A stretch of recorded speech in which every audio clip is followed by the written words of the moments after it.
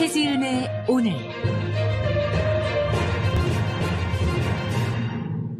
더불어민주당 국제대변인이면서 부산 강서구가 지역구인 최지은 대변인 나와 계시죠? 네, 안녕하세요. 예, 오늘 어디 계십니까?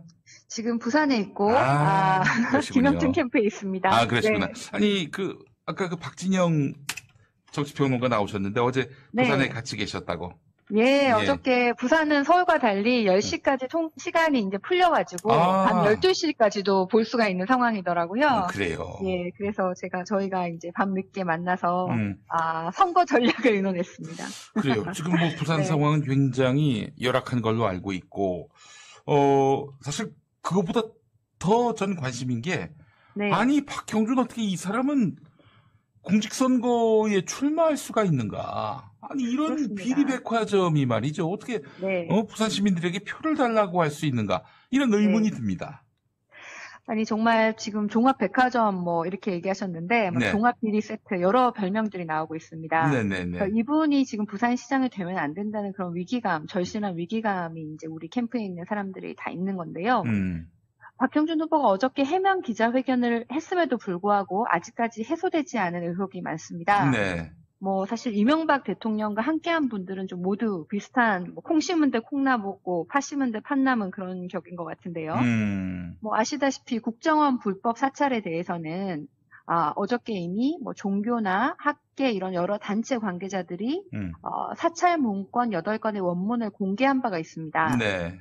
여기에는 전 청와대 홍보기획관인 박형준 후보의 요청에 의해서 이 원문이 작성되었다. 이렇게 되어 있는 게 확인되는 문건도 포함되어 있습니다. 네네네. 그럼 이제 홍보기획실이 아니고 홍보기획관 본인의 이제 요청에 의해서 그 사찰에 대한 지시를 하는 원문이 작성이 되었다고 그렇게 그 단체들이 원문을 공개까지 했고 또 이렇게 여러 불법 사찰 공작에 대해서 지금 속속히 밝혀지고 있는데 본인은 전혀 한 적이 없다, 모른다, 이거는 뭐 선거 공작이다 이렇게 얘기를 하고 있는 것은 이건 너무 오리발이죠. 아니 그럼 네. 도대체 뭘 더 입증을 해야 되는 거예요? 그러면은 뭐 어떻게 더 입증을 해야 박형준 씨가 그 사찰 문건을 국정원에 요청했다는 것을 인정할 수 있을까요? 예, 그리고 어저께 심지어 국회정보위에서 국정원이 직접 DJ 노무현 정부 때는 정권 차원의 국정원 사찰이 확인되지 않고 이명박, 박근혜 정부 때는 국정원이 청와대에 보고한 내용이 남아있다 이렇게 공식적으로 국회에서 밝혔습니다. 네네네. 그런데 또 4대강 불법 사찰, 이게 4대강에 반대하는 그 민간단체들을 불법 사찰로 사찰하고 그 보수 언론을 이용해서 안 좋은 여론을 조성해라 이런 내용이 그 사찰 문건인데요. 네. 여기에 대해서 사실은 사과를 지금 해야 되는 당이 국민의힘입니다. 그렇죠. 이 사태에 대해서 지금 민간인을 사찰한 거잖아요. 4대강을 밀어붙이기 위해서. 이거는 헌법 파괴행위입니다. 이거는. 여기에 대해서 아무런 언급도 없고 그 작성자가 지금 뭐 부산시장 후보라는 것에 대해서도 뭔가 거기에 대해 사과를 해야 되는데 거기에 대해서 뭐 설명은 없고 몰랐다, 뭐 이건 다 선거 공작이다, 뭐 여당이 지금 뭐 네거티브한다 이렇게 사실의 본질을 흐리고 얘기를 하는 것은 정말 이거 말이 안 되는 것이고 사실 이 4대강 불법 사찰 피해 단체들이 박형준 후보를 공직선거법상 허위사실 공표 혐의로 검찰에 고발하기로 했다고 합니다. 그래서 좀 검찰이 이번에 좀 제대로 낱낱이 좀 진실을 밝히기를 원하고요. 또 네. 국정원도 마찬가지고 좀 진상규명에 박차를 좀 가하시길 바랍니다. 이게 만약 조국 전 장관이 한 얘기라면은 네. 조국 전 장관은 이미 묻혔죠. 땅에 묻혔어요. 예.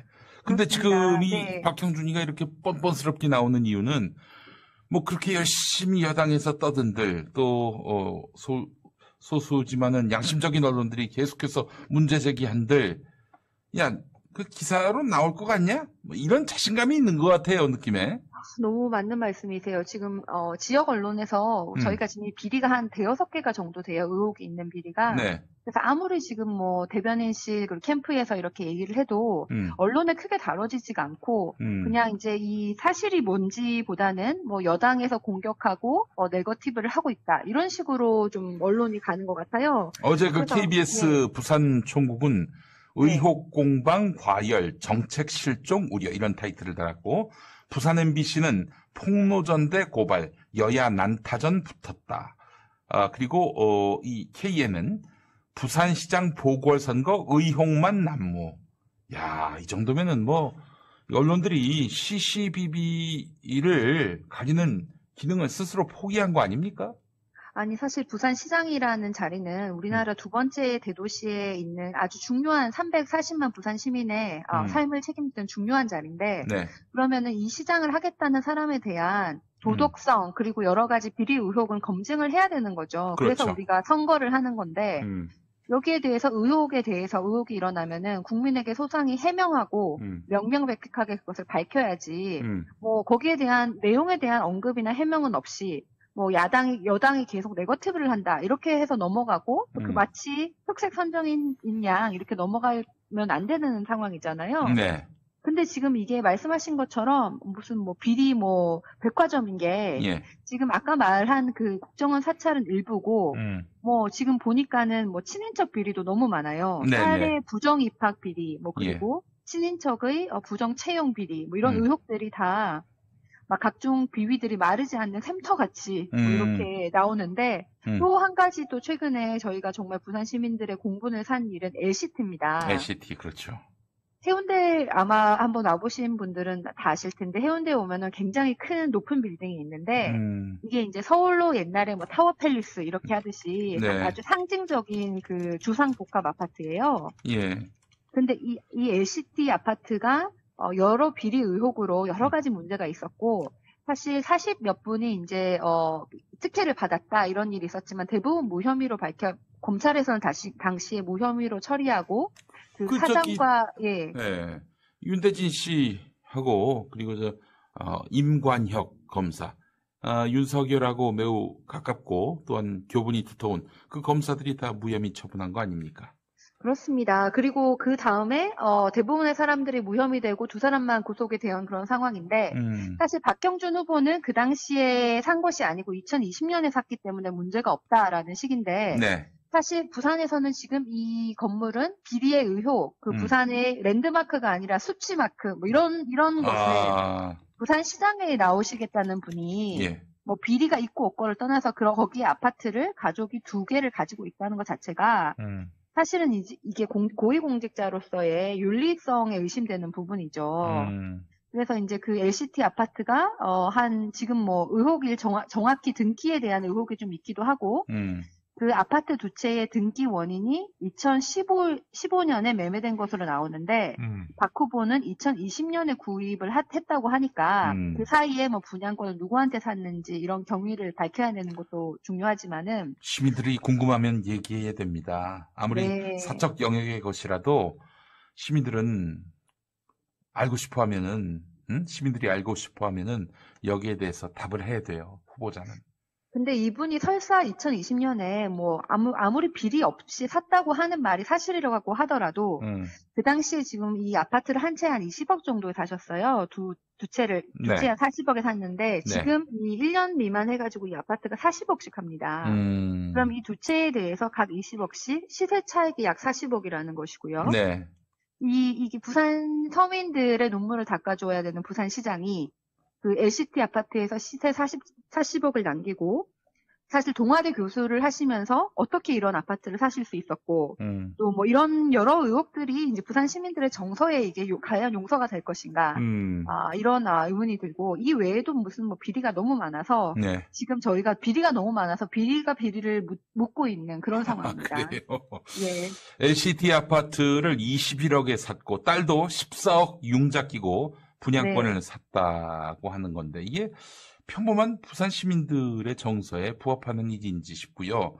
네. 그러니까 최태경 전 박원순 시장 정무수석 하신 말씀을 보면 부산 시민과 대한민국 국민의 공공재인 해운대 해수욕장을 특혜 아파트인 LCT가 자기 아파트 정원으로 만들었고 해운대 지역구 국회의원이 돈을 받고 LCT 인허가에 관여해서 감옥에 갔고 많은 부산 지역 고위층이 관여된 대표적 토착 비리 사건이 LCT 아파트 건축인데 명색이 부산시장 출마한다는 사람이 LCT를 자신하고 딸이 정상적으로 샀다고 큰 소리 치다니 그래 정상적으로 사서 참 잘났다 이런 얘기를 했습니다. 김영춘 후보는 어디서 삽니까?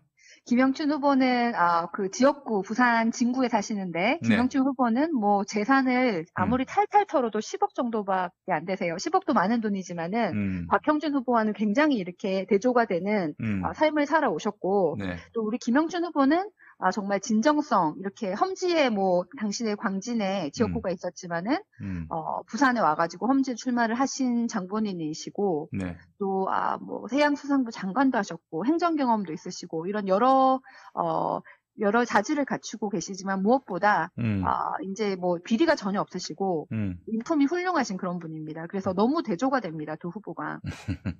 그래요.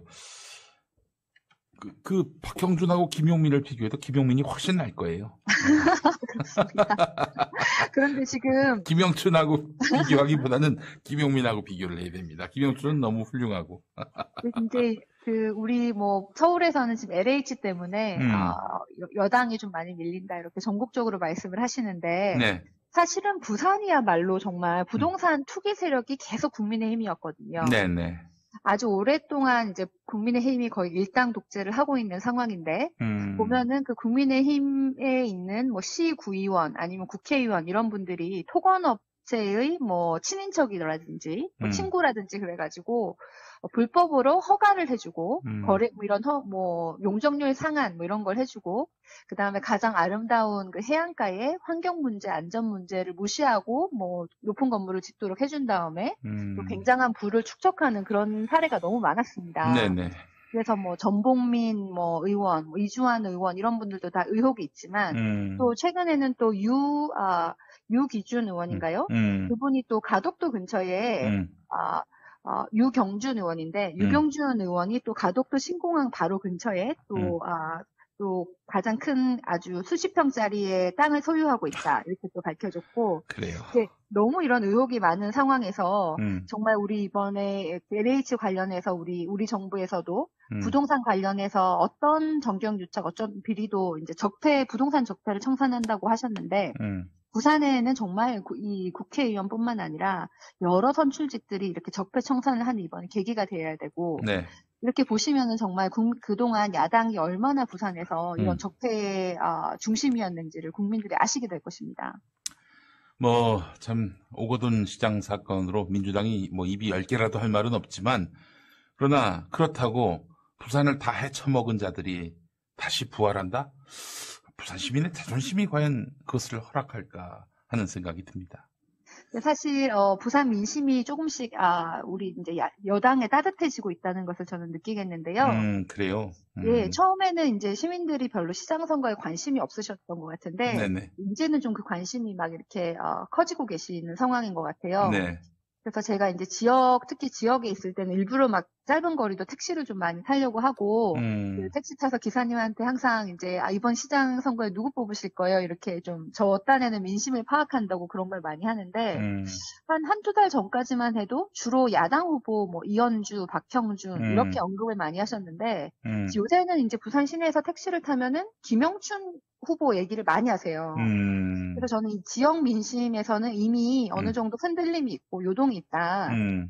그런 생각이 들고, 사실 여론조사 격차도 김영춘 그리고 박형준 후보의 그 격차가 조금씩 좁혀지고 있는데, 좁혀지고 있어요.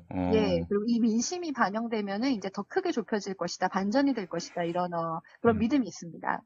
알겠습니다. 하여간 이 박형준 씨 문제는 가벼이 넘길 문제가 아니에요. 잠시 후에 또 박형준의 그 딸 홍익대 입시 비리 의혹 이것도 좀 짚어보려고 하는데 과연 부산 시민이 부산 시정을 위탁할 만한 사람인지 아주 면밀히 아주 엄중하게 냉정하게 검증하시는 그런 선거가 됐으면 하는 그런 바람을 갖습니다. 네. 아무래도 이제 뭐 중앙 언론도 그렇고 지역 신문도 그렇고 이런 비리 의혹을 한 번 정도는 쓰지만 뭐 계속 이렇게 자세하게 다뤄주시지는 않으세요. 그리고 이게 네거티브일 수도 있다 그냥 이렇게 결론을 내리면은 이 사실이 잘 전달이 안 되는데 저희가 이제 이렇게 SNS 그리고 유튜브 이렇게 통해 가지고 사실을 많이 알리려고 하니까 이 방송을 듣는 청취자분들도 좀 많이 도와주셔서 이런 사실들을 부산에 좀 많이 알려주시길 바랍니다. 네, 알겠습니다. 최지은 더불어민주당 국제대변인 말씀 잘 들었습니다.